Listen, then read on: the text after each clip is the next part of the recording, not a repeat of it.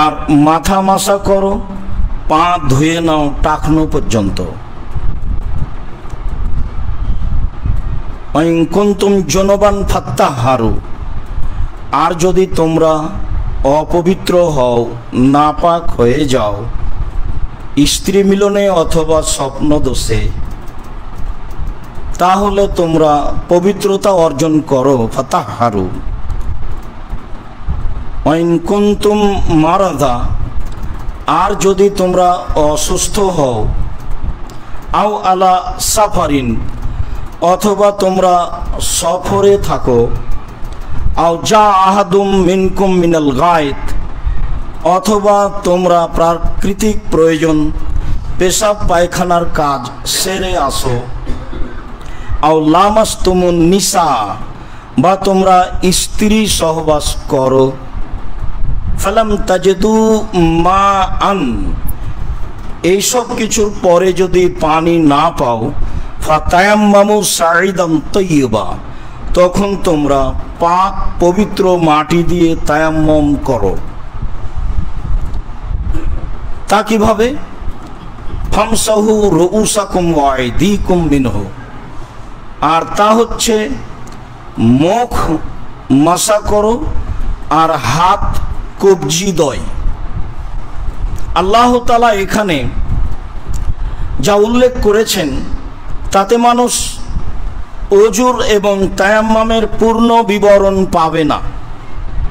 রাসূল সাল্লাল্লাহু আলাইহি সাল্লাম আয়াতকে সামনে রেখে যা বলেছেন তাতে ওজুর পূর্ণ নিয়ম, তায়াম্মুম আর মোজা মাসা করার নিয়ম পাওয়া যাবে।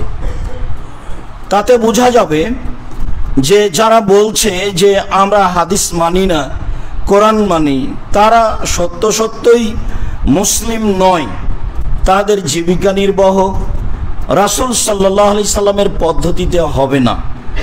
আর তারা হচ্ছে যারা রাসূলকে অস্বীকার করে, হাদিস না মেনে আল্লাহকে মানা যায় এ কথা ঠিক নয়। যেমন ভাবে এখানে আল্লাহ বলেছেন তোমরা সলাতের ইচ্ছা পোষণ করলে ওযু করো, মুখ ধোও আর হাত ধোও কোনই পর্যন্ত। তা কিভাবে?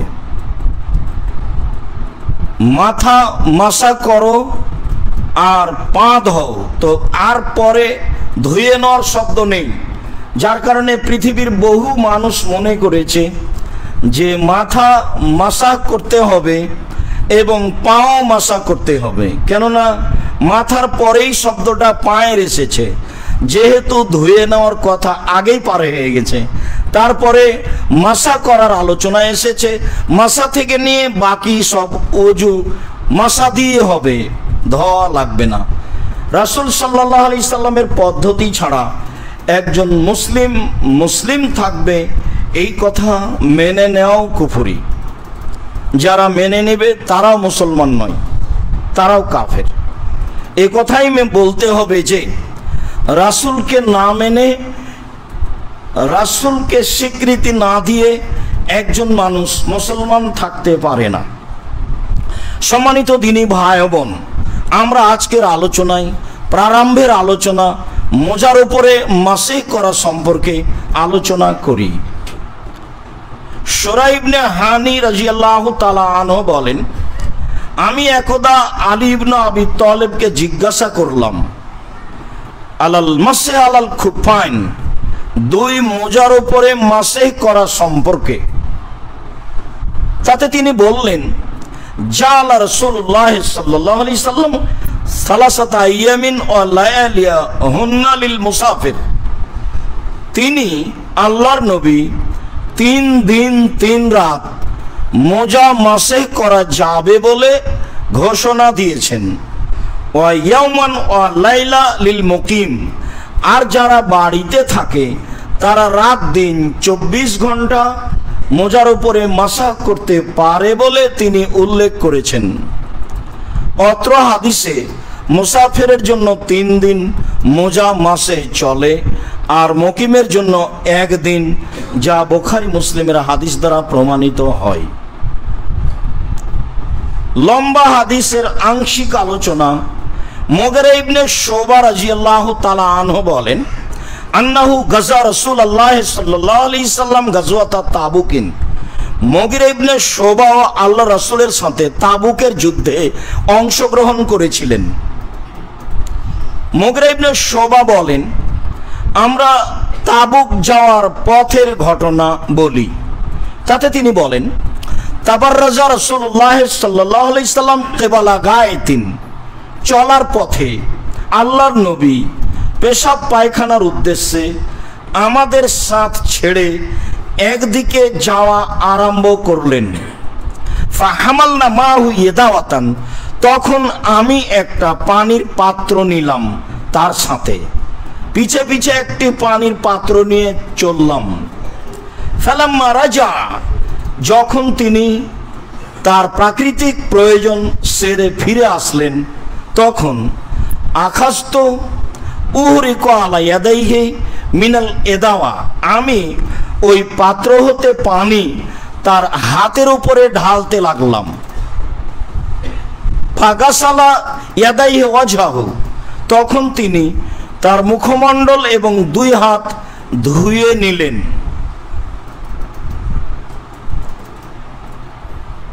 দুই হাত ধুয়ে নেওয়ার পরে ওয়াকানা আলাইহিল জুব্বা মিন সুফিন, তার গায়ে ছিল পশমের লম্বা জামা।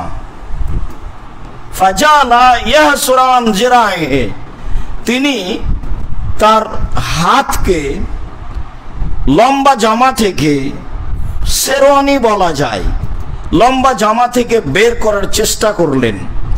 ফাযাকা আলাইহি কুম্মুল জুব্বা, তাতে তার আস্তিন হাত সংকীর্ণ হয়ে গেল, তিনি বের করতে পারলেন না।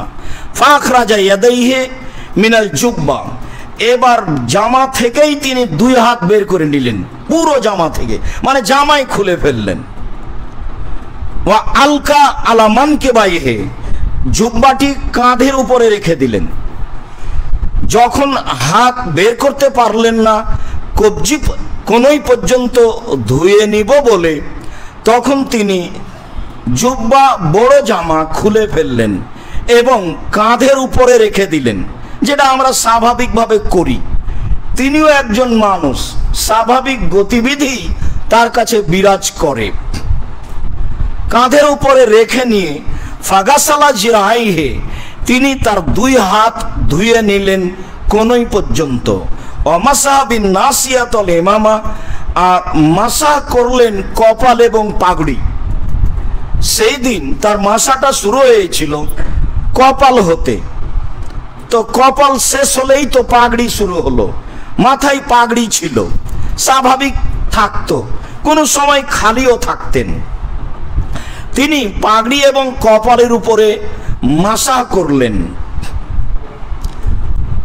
সুম্মা মাসাহা খুফাইনে, তারপর তিনি মাসা করলেন তার মোজার উপরে, এটা হলো মৌলিক কথা। তারপর তিনি তার দুই মোজার উপরে মাসা করলেন। দুই মোজার উপরে মাসা করলেন যখন, তখন আমি একটা কাজ করলাম। মাসা করতে গেলেন যখন, তখন ফা আহওয়াইতো লিআনজিয়া খুফাইহি, আমি একটু বাঁকা হলাম তার মোজা দুটি আমি পা থেকে খুলে নিব বলে। সাথে সব সময় দুই একজন সাহাবী থাকতেন যারা অজু গোসলে সহযোগিতা করতেন।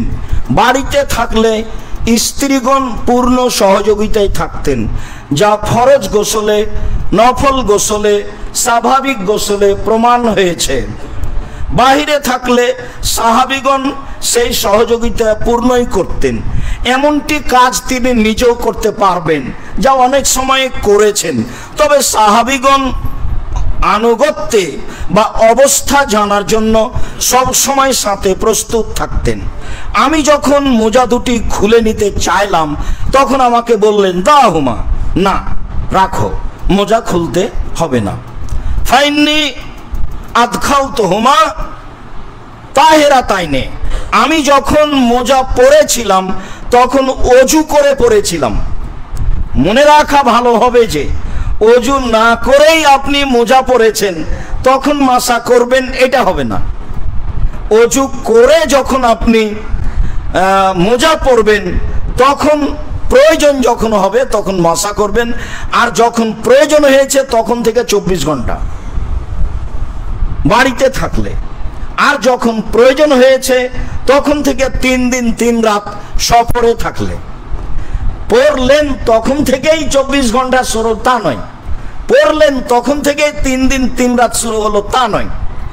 এইবার যখন আমি মোজা খুলতে গেলাম তখন তিনি বললেন না, ছেড়ে দাও, খুলতে হবে না। আমি যখন মোজা দুটি পরি তখন অজু করে পরেছিলাম। এই কথাটা প্রমাণ করে যে মোজার উপরে মাসা চলবে, করা যাবে যখন আপনি অজু করে মোজা পরবেন তখন। সুম্মা মাসা আলা খুফাইহে, তিনি এবার তার মোজার উপরে মাসা করে নিলেন। ফারাকেবা, পরের আলোচনা প্রয়োজন নেই, তবু এই হাদিসে এসেছে একটি গুরুত্বপূর্ণ কথা আছে। ফারাকেবা ওয়ারাকেবতো, তিনি বাহনে উঠলেন, আমিও উঠলাম। ফান্তাহাইনা ইলাল কওমে, তো আমরা যে আমাদের প্রাকৃতিক প্রয়োজনে পিছে পড়ে গেছি, এখন আমরা দ্রুত চলতে থাকলাম। চলতে চলতে আমরা সম্প্রদায়কে পেয়ে গেলাম। ফাকাত কামু ইলা সলাতে, দেখি তারা এক জায়গায় সলাতে দাঁড়িয়ে গেছে। ওয়া ইউসাল্লি বিহিম আব্দুর রহমান ইবনে আউফ, এবং একজন বিশিষ্ট সাহাবী আব্দুর রহমান ইবনে আউফ ইমামতি করছেন। ওয়া রাকা বিহিম রাকাতান, ইতিমধ্যে 1 রাকাত হয়ে গেছে। ফা আহাসাবিন নবী সাল্লাল্লাহু আলাইহি সাল্লাম, তো আব্দুর রহমান আউফ অনুভব করেছেন যে আল্লাহর নবী চলে এসেছেন। ফাজালা ইয়াতাখারু, তখন তিনি পিছে হটা আরম্ভ করলেন। তিনি তার ইমামতির স্থান ছেড়ে দিবেন মর্মে। ফাউমা ইলাইহি, আল্লাহ রাসূল তাকে মুখে বা হাতে ইশারা ইঙ্গিতে বললেন, তুমি স্বস্থানে বহাল থাকো। ফাদরাকান নবী সাল্লাল্লাহু আলাইহি সাল্লাম ইহদার রাকাতাইনে, ঘটনাটি ছিল ফজরের সালাতে। তিনি 2 রাকাতের 1 রাকাত পেলেন। ফালাম্মা সাল্লামা, যখন আব্দুর রহমান আউফ সালাম ফিরলেন, ফাকামান নবী সাল্লাল্লাহু আলাইহি ওয়াসাল্লাম কুমতু মাহু, আল্লাহ রাসূল দাঁড়ালেন, আমিও দাঁড়ালাম। ফারাকানা রাকাত আল্লাতী সাবাকাতনা, তারপর আমরা ওই রাকাত পড়লাম যেটা আমাদের ছুটে গেছে। অত্র বুখারী মুসলিমের আংশিক লম্বা বিবরণে বোঝা যায় যে অজু করে মোজা পরতে হবে, আর প্রয়োজন যখন হবে মাসা করার তখন থেকে সময় আরম্ভ হবে। অত্র লম্বা হাদিসের আংশিক বিবরণে বোঝা যায় যে সাহাবীগণ সর্বদাই রাসূলের সাথে থাকতেন। বোঝা যায় যে অজু করার সুবিধার্থে কাপড় চোপড় খুলেই প্রয়োজনীয় পূর্ণ অঙ্গ ধুয়ে অজু করতে হবে। বোঝা যায় যে সাহাবীগণের রাসূল কোনো কাজে পিছনে থাকলে সাহাবীগণ চলা বিরত রাখতেন না, সবাই চলতে থাকতেন। আল্লাহর নবী নিজে পিছনে থেকে গেলেন, সাহাবীগণ তার পিছনে থাকাকে ওই সময়ে সাথে থাকা প্রয়োজন মনে করলেন না, চলতে থাকলেন। বোঝা গেল যে সময় হয়ে গেলে ইমাম না থাকলে অন্য ব্যক্তি ইমামতি করবে, সময় বিলম্বে ক্ষেপণ করা হবে না। সবাই জানেন যে কিছুক্ষণের মধ্যেই আল্লাহর নবী চলে আসবেন, তবুও আব্দুর রহমান আউফ ইমামতি শুরু করলেন, সালাত আরম্ভ করলেন। রাসূল সাল্লাল্লাহু আলাইহি সাল্লাম আসা পর্যন্ত অপেক্ষা করলেন না। তারপরে যেটা বোঝা গেল শেষ অংশে জরুরি কথা, যে 1 রাকাত আল্লাহ রাসূল পেলেন, সালাম ফিরলে আল্লাহ রাসূল উঠে দাঁড়ালেন, আমিও তার সাথে দাঁড়ালাম। মাসবুক 4-5 জন যারা পরে উঠে দাঁড়াবে তাদের একজন ইমাম হতে পারে, এই হাদিস তার প্রমাণ। আমি রাসূলের সাথে দাঁড়ালাম, ওয়া কুনতু মাহু, আমি রাসূলের সাথে দাঁড়ালাম। লম্বা একটার পর একটা চলতে থাক, সমস্যা নেই, এটাই সুন্নাত। এই জামাত শেষ হয়ে গেল, 4-5 জন আমরা মাসবুক আছি, তো 4-5 জন বিভিন্ন সময়ে এসেছি। তারপর আমি সালাম ফিরলাম, তখন আপনার এক রেকাত বাকি আছে, আপনি তো আবার উঠলেন, আরো যারা আসবে তারা আপনার ছাদ ধরবে, এটাই ঠিক। এতে আসর পর্যন্ত চলতে থাক, তাতে কারো কিছু বলার নেই, হয়তোবা কথা স্পষ্ট হয়েছে। এই অত্র হাদিস মাযহাবী ভাইদের চরম বিরোধিতা করে বলে আমরা মনে করি তারা মসজিদে এক জামাত হয়ে গেলে আর সেখানে জামাত বাস্তবায়ন করতে দিবে না। নিতান্তই কেউ যদি করে তাহলে তারা মনে করে মসজিদের বাইরে বারান্দায় করতে হবে। অত্র হাদিস যা প্রমাণ করে যে মাসবুক জামাতবদ্ধ সালাত আদায় করবে এবং মাসবুক ব্যক্তি ইমাম হবে, ধারাবাহিক চলবে ইমামতির বিবরণ। সম্মানিত দিনী ভাই ও বোন,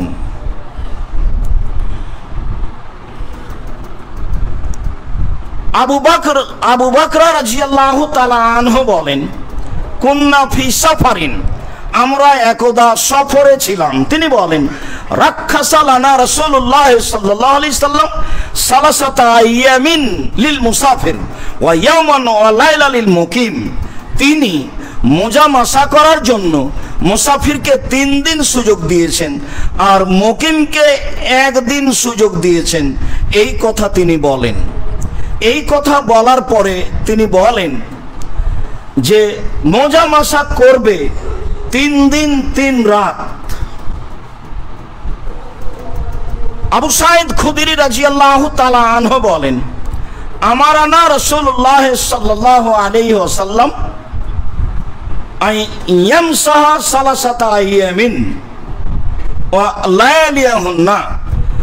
আল্লাহর নবী আমাদেরকে মোজা মাসে করার জন্য 3 দিন 3 রাত অনুমতি দেন, ইল্লা মিন জানাবাতিন, তবে পারিবারিকভাবে বা স্বপ্ন দোষে যদি গোসল ফরজ হয় তখন আর মোজা মাসে করা চলবে না।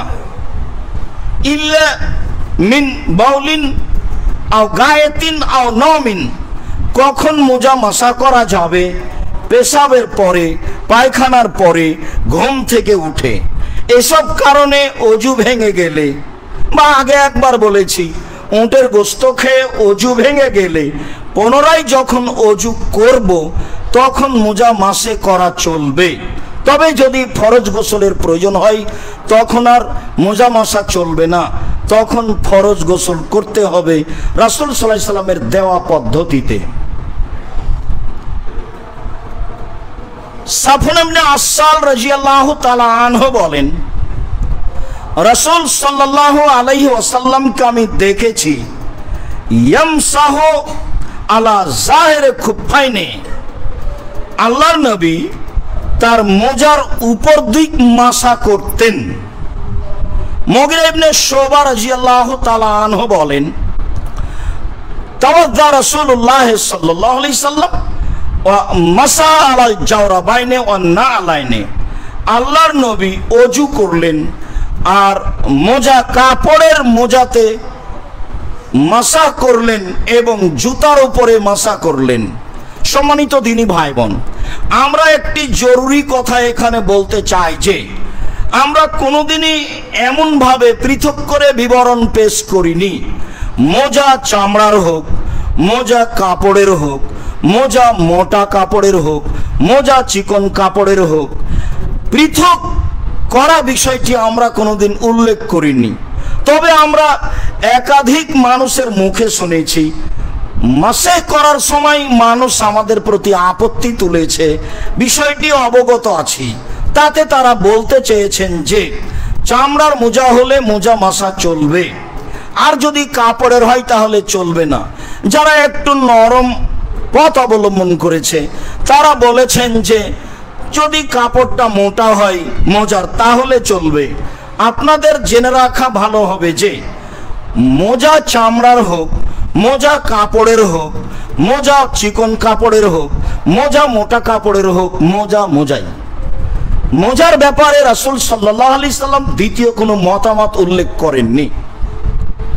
আপনাদেরকে এই বিষয়ে খুব ভালোভাবে সতর্ক থাকতে হবে যে শরীয়ত মানতে গিয়ে মানুষের রূপক কথা মানার সুযোগ নেই। যারা আপনারা উপস্থিত আছেন, যারা আপনারা সময়ের গতিতে যন্ত্রের মাধ্যমে অবগত হবেন। পৃথিবীর সকল দিনই ভাই বোন, বিশেষভাবে বাঙালিদের আমি বলতে চাই যে আপনাদের কাছে মোজা মাসে করার বিষয়টি যেভাবে পেশ করছি ও করলাম এটাই চূড়ান্ত। মোজা চামড়া বা কাপড়ের বলে পৃথক করার কোনো সুযোগ নেই। অত্র হাদিসে যেটা আমরা বুঝলাম, আল্লাহর নবী নিজে চামড়ার মোজার উপরেও মাসা করেছেন, কাপড়ের মোজার উপরেও মাসা করেছেন। আমি আর আপনি চিকন সরু পাতলা এত কিছু বলার কেন প্রয়োজন মনে করছি? বাস মোজা মোজাই। মুসাফিরের জন্য 3 দিন 3 রাত, আর মুকিমের জন্য 1 দিন 1 রাত। উল্লেখ্য যে অজু করে মোজা পরতে হবে। উল্লেখ্য যে যখন অজু ভেঙে যাবে তখন আপনি মোজা মাসে করবেন, তখন থেকে আপনার শুরু হলো 3 দিন 3 রাত, তখন থেকে শুরু হলো আপনার জন্য 24 ঘন্টা। বিষয়টি বুঝে আমল করার চেষ্টা করব। আল্লাহ তৌফিক দান করো। আল্লাহুম্মা আমিন। আল্লাহুম্মা সাল্লি আলাইহি আল্লাহুম্মা বারিক।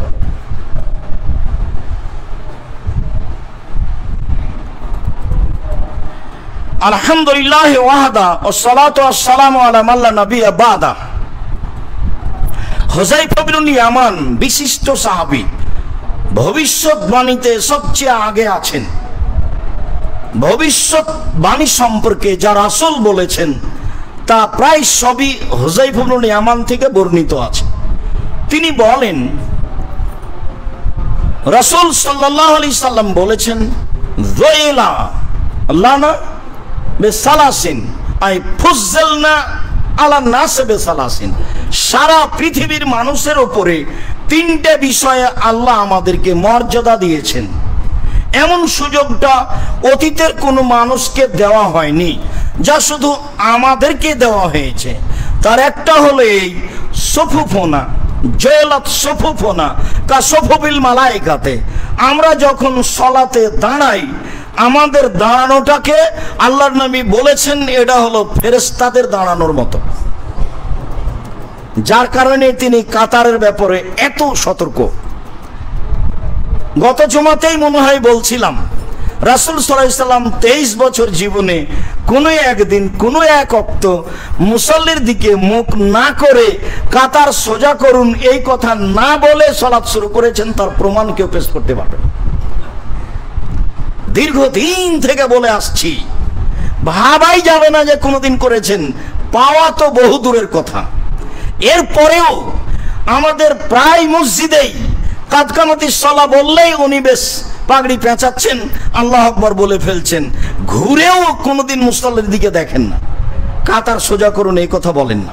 আল্লাহর নবী শুধু বলেননি যে কাতার সোজা করুন, বলেছেন কাতার সোজা না হলে তোমাদের অন্তরে পরস্পরে বিরোধী মতবিরোধ আসবে। শুধু তাই বলেননি, তিনি বলেছেন মান সাদ্দা ফুরজাতান বানাল্লাহু লাহু বাইতান ফিল জান্নাহ। কেউ যদি কাতার সোজা করে তাহলে আল্লাহ তার জন্য জান্নাতে একটি ঘর বানাবেন। দেখেন আপনি উপদেশ বইটা পড়ে সালাতে সারিবদ্ধ হয়ে দাঁড়ানো, এই হাদিসটা দেওয়া আছে। ফাজাইলে আমল বইয়ে যত জালজয়ী হাদিস আছে, তো এই হাদিসটা ভুলে গিয়েও একটা সহিহ হাদিস দিয়ে দেওয়া যেত ফজিলতের। কত ফজিলত! ফাজালে আমল মানেই তো ফজিলতের আমল। এই করো এই ফজিলত, এই করো এই ফজিলত, এই করো এই ফজিলত। তো এটাও তো অনেক ফজিলত যে মান সাদ্দা ফুরজাতান বানাল্লাহু লাহু বাইতান ফিল জান্নাহ। কেউ যদি কাতার সোজা করে মিল করে দাঁড়ায়, ফাঁকা বন্ধ করে, তাহলে আল্লাহ তার জন্য জান্নাতে ঘর বানাবেন। এই হাদিস আপনি পাবেন না। এই হাদিস চলন্ত নীতির উল্টা। চলন্ত নীতি হলো পায়ের সাথে পা লাগানোই তো বেয়াদবি। তাহলে ফাঁকা বন্ধ করলে জান্নাত পাওয়া যাবে, এ হাদিস পেশ করলে জনগণ তো উল্টিয়ে ধরবে। সম্মানিত দিনী ভাই বোন, বলছিলাম রাসূল সাল্লাল্লাহু আলাইহি সাল্লাম বললেন আমাদেরকে 3টি বিষয়ে পৃথিবীর সকল মানুষের উপরে প্রাধান্য দেওয়া হয়েছে। তার একটি হচ্ছে আমাদের সারিবদ্ধ হয়ে সলাতে দাঁড়ানোকে ফেরেশতাদের দাঁড়ানোর মতো বলা হয়েছে। 2, মসজিদান, আমাদের জন্য সারা পৃথিবীকে মসজিদ করে দেওয়া হয়েছে। যখন যেখানে সময় হবে সালাত আদায় করেন। মাঠে ঘাটে যেখানে মসজিদ পাচ্ছেন মসজিদে করেন, জামাতবদ্ধ করেন, কিন্তু এরকম আলোচনা আগে ছিল না, এরকম সুযোগ আগে ছিল না। তাদেরকে সলাতের জায়গাতেই সলাত আদায় করতে হতো। এই সুবিধা আল্লাহ আমাদের দিয়েছেন। এই কথা মুহাম্মদ সাল্লাল্লাহু আলাইহি ওয়াসাল্লাম বলেন যে সারা পৃথিবী মসজিদ, যেখানে সহজ হয় সেখানে সলাত আদায় করেন।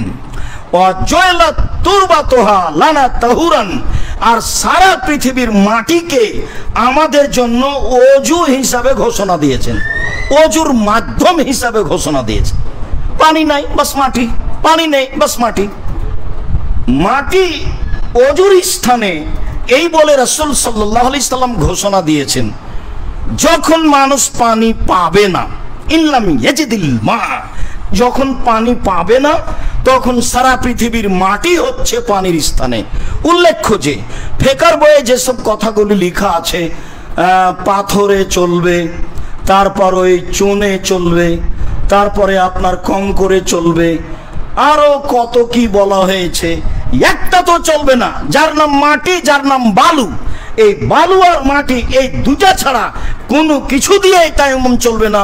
ভালোভাবে মনে রাখা ভালো। বাস ওই দেওয়ালে একটু ধুলা লেগে আছে, সেখানে হাত মাজলে, হাত মারলে তায়াম্মুম হয়ে যাবে, এ কথা ঠিক নয়। মাটি যার নাম তাকে দিয়ে তায়াম্মুম করতে হবে, তাহলেই হবে, যা আল্লাহ তাআলা বলেছেন। আল্লাহ তাআলা বলেছেন যদি পানি না পাও ফাতায়াম্মামু সাঈদান তাইয়্যিবা, তাহলে তোমরা পবিত্র মাটি দিয়ে তায়াম্মুম করো, এটা আল্লাহর আদেশ। তাহলে তোমরা পবিত্র মাটি দিয়ে তায়াম্মুম করো। তো পাথর কি করে মাটি হলো, চুন কি করে মাটি হলো, হরতাল কি করে মাটি হলো, আপনার বাড়ি ঘর কি করে মাটি হলো, টিন কি করে মাটি হলো? জি না, এগুলো একটাও মাটি হিসাবে গণ্য নয়। মাটি আর বালুই মূলত মাটি, এ দিয়ে আপনি তায়াম্মুম করবেন, যা আল্লাহ রাসূল বলেন, যা আল্লাহ তাআলা বলেন। জাবের রাদিয়াল্লাহু, আম্মার ইবনে ইয়াসার রাদিয়াল্লাহু তাআলা আনহু বলেন, যা রাজুলুন ইলা নবী সাল্লাল্লাহু আলাইহি ওয়াসাল্লাম, যা রাজুলুন ইলা উমর ইবনুল খাত্তাব রাদিয়াল্লাহু তাআলা আনহু ওয়া ক্বালা ইন্নী আজনাবতু আলা মুসবিল মা। আমি আম্মার ইবনে ইয়াসির উমরের পাশে বসেছিলাম, একটা লোক আসলো, এসে বলল আমি অপবিত্র, নাপাক হয়েছি, আমি পানি পাইনি। তখন আম্মার বলছেন ওমরকে, আল্লাহ তাজ করো, আপনার মনে পড়ে কি ওমর, আপনার মনে পড়ে কি ইন্না কুন্না ফি সাফারিন, আমি আর আপনি একদা এক সফরে ছিলাম, আনা আনতা, আমরা দুইজন এক সফরে ছিলাম, তাকদির বশত দুইজনই আমরা অপবিত্র হয়ে পড়েছিলাম। ফামা আনতা লাম তুসাল্লি, পবিত্র হতে না পারাই আপনি সালাত আদায় করেননি। ও আম্মা আনা তামাক্ত, তবে আমি মাটির ওপরে গড়াগড়ি দিয়েছিলাম, ঘোড়া যেমন গড়াগড়ি করে মাটির ওপরে, তা আমি তেমন মাটির ওপরে গড়াগড়ি দিয়েছিলাম, দিয়ে মনে করলাম যে এইভাবে এখন পবিত্র হলাম। ফাসাল্লাইতো, তারপরে সালাত আদায় করলাম। ফাকাদিমনা আলা নবী সাল্লাল্লাহু আলাইহি সাল্লাম ফাউখবিরা বিযালিকা, আমরা দুইজন রাসূলের কাছে চলে আসলাম, বিষয়টি তার সামনে পেশ করা হলো। তখন তিনি বললেন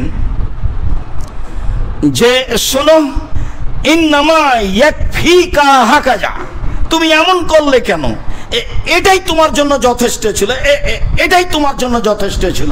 এই কথা বলার পরে ফাযারাবাবে কাফাইল আরজা, তিনি নিজে তার দুই হাতের কবজি দিয়ে, হাতের তালু দিয়ে মাটির ওপরে মারলেন নিজে।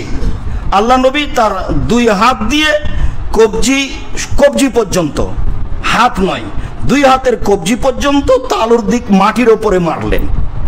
মাটির ওপরে মারার পরে নাফাকা ফিহিমা, হাত দুটিতে ফোঁক দিলেন। ফোঁ দেওয়ার পরে মাসাবা বেহেমা ওয়াজহাহু, দুই হাত দিয়ে তিনি তার মুখ মাসেহ করলেন। ওয়া কাফাইহে, এবং হাত দুটি কবজি পর্যন্ত মাসা করলেন।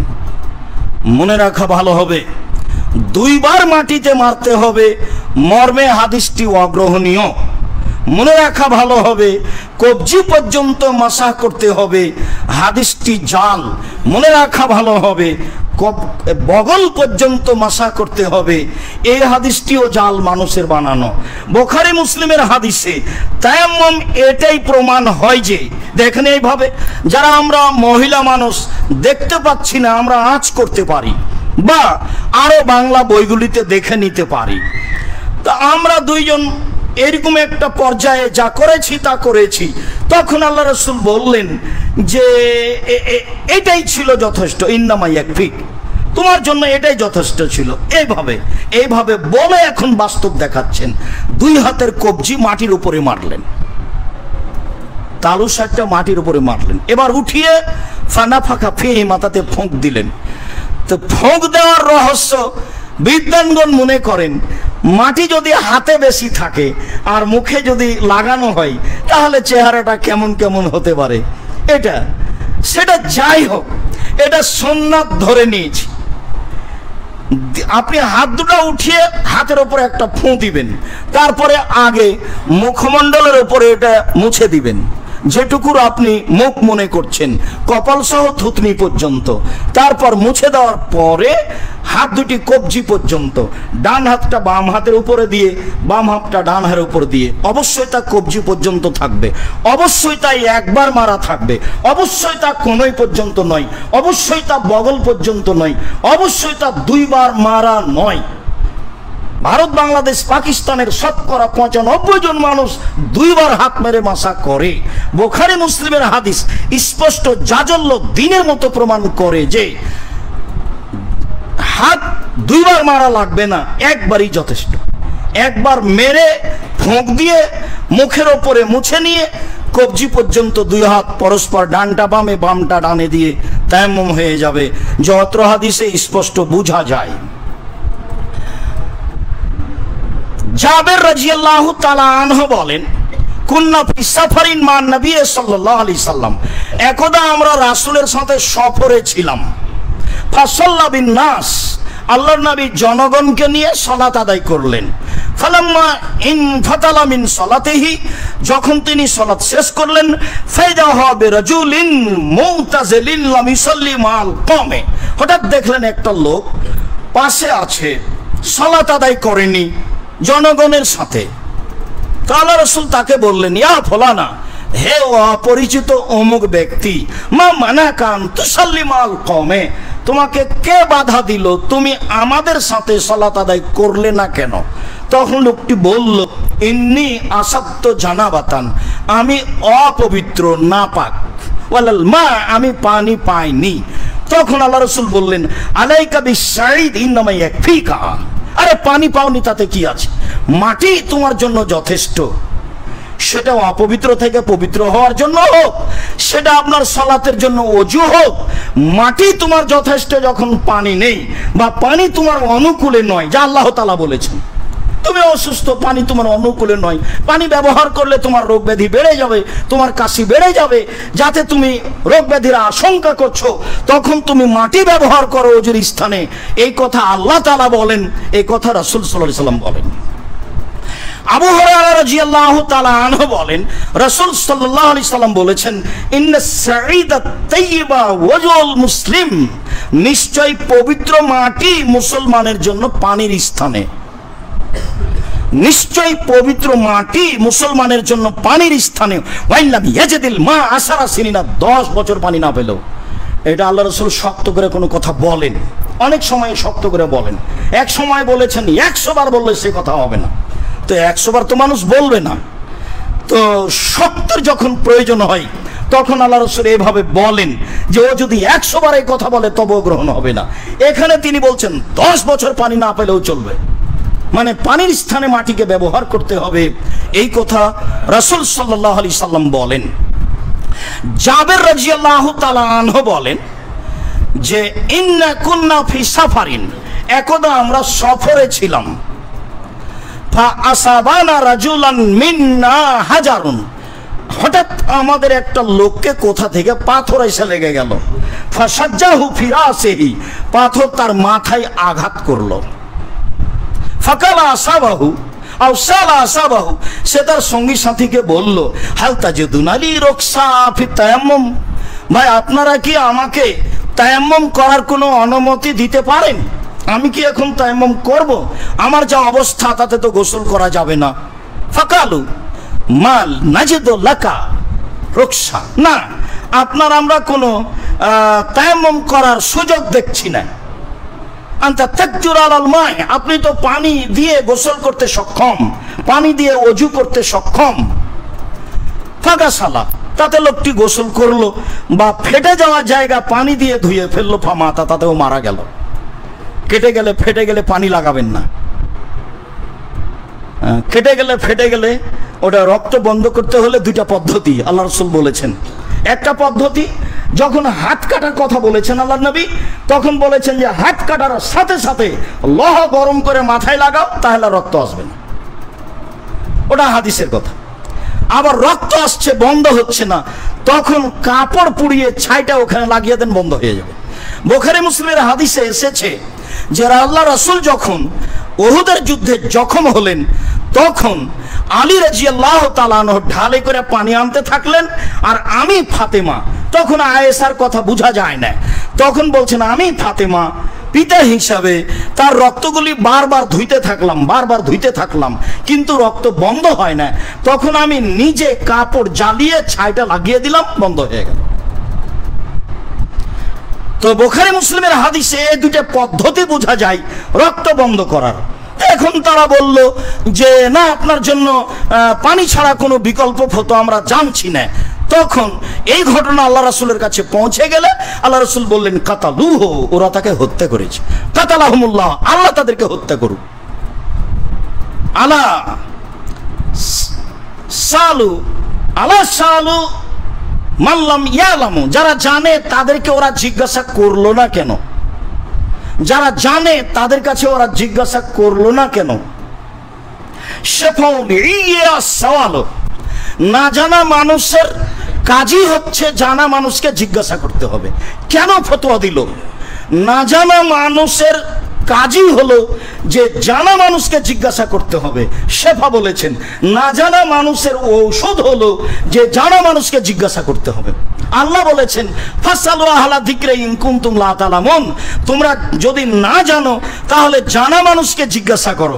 যার কারণে বক্তব্যে মাঝে মধ্যে আমি বলে থাকি, আপনি কিছু কষ্ট পেলেও যে উমর রাদিয়াল্লাহু তাআলা আনহুর যদি যুগ এখন হতো, তাহলে বাংলাদেশে শতকরা 95 জন বক্তার আজীবন জেল হতো, তারা বাইরে থাকতে পেত না। আমি বলেছি শতকরা 95 জন বক্তা মিথ্যা কথায় বক্তব্য দেয়, শতকরা 98 জন মুফাসসির মিথ্যা কথায় তাফসীর করে। এটা তো বাংলার ঘটনা। আমি বিহারে এক জায়গাতে বক্তব্য দিতে উপস্থিত হলাম, তো বক্তব্য দিচ্ছে, খুব কান লাগিয়ে শুনছে, উর্দু ভাষা খুব শক্তিশালী ভাষা, ফটফট ফটফট করে বলছে, কি যে বলছে। আমি খুব চেষ্টা করলাম, কাছাকাছি হতে পারলাম না। এবার আমি যখন রাত্রি 11টায় গেলাম, তখন আমি সালাম দিয়ে বললাম যে সন্ধ্যা থেকে আমি 11টা পর্যন্ত বক্তব্য শুনেছি, কি বলেছেন বক্তা তা ধরতে পারিনি, আপনারা কেউ কিছু বুঝতে পেরেছেন কি? তো সবাই বললেন না। এখন সভাপতি সাহেবকে বলছি, সভাপতি সাহেব আপনি কি বুঝেছেন? তো তিনিও বলছেন না। তো আমি তখন বললাম, জনগণ বলল না, আপনিও বলছেন না, আমিও বললাম না, তাহলে বক্তব্য কি হলো?